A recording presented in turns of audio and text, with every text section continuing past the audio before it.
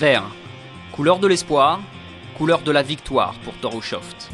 À 31 ans, le Norvégien de l'équipe Cervélo ramène pour la deuxième fois la tunique de meilleur sprinter sur les Champs-Élysées. Déjà vainqueur du classement par points en 2005, Hushovd a eu fort à faire cette année pour rééditer l'exploit. Face à lui, une montagne de puissance, l'explosif Mark Cavendish. Le Britannique a survolé les sprints de cette grande boucle 2009 et remporté 6 étapes sur cette édition.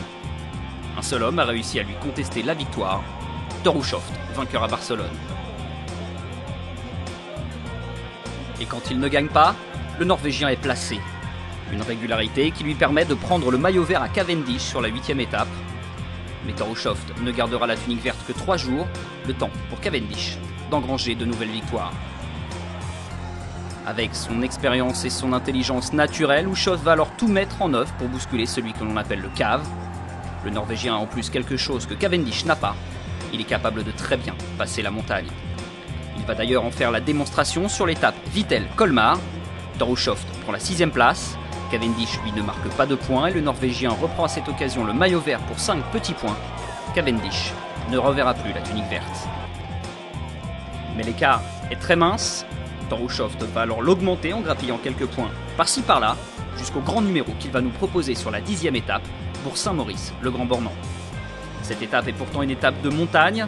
Les maillots verts vissés sur les épaules, le Norvégien ne se démonte pas.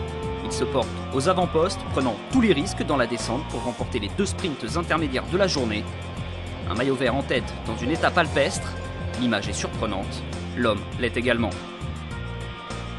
Cette fois, l'avance est conséquente mais toujours pas suffisante. Alors Hushovd va marquer Cavendish à la culotte avant les Champs-Élysées. Cavendish, lui, ne dispute pas les sprints intermédiaires de la dernière étape. Le Britannique semble plus intéressé par la victoire. Et le mano à mano entre les deux hommes se termine encore une fois par une victoire au sprint de Cavendish sur les champs. Sans conséquence sur le classement par points. Certes, Thor Hushovd n'est peut-être pas intrinsèquement le plus fort au sprint, mais sur 3 semaines d'épreuve, avec des contre-la-montre et de nombreux cols à escalader, le Norvégien a fait la démonstration qu'il méritait bien ce maillot vert qui lui va si bien.